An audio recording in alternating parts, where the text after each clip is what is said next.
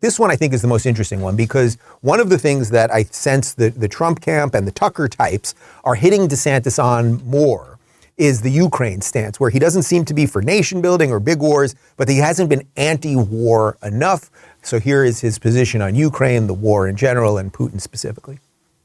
I've always thought Putin's a bad guy. I still think he's a bad guy, but that's a separate question for a leader who's got to look at the world in very clear-eyed glasses.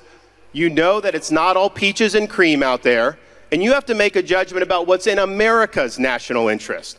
And so that's the position that I believe, and I also believe that I wish the D.C. elites cared as much about our border as they do about the Ukraine-Russia border. Because there's people pouring into this country. We have people dying from fentanyl overdose. The cartels are running the show. And what I've said is this is something on day one.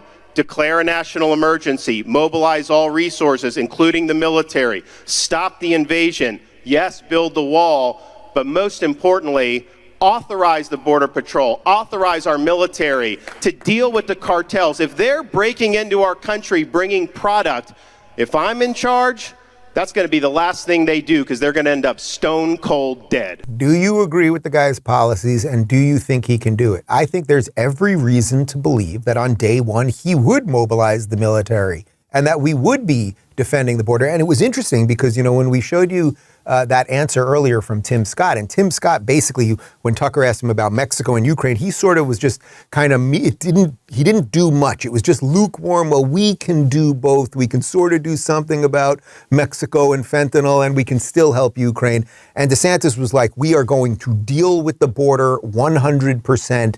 That is going to solve the Mexico problem. He then later on went to say he didn't want this endless war, and we've got to put pressure on Putin, et cetera, et cetera. So we'll find out more about that. I do see that as if you're like the most isolationist libertarian type, which, by the way, is just a sliver of the voting electorate. Most people aren't. But I could see that being a concern with DeSantis, and I think we'll find out more about that as time goes on.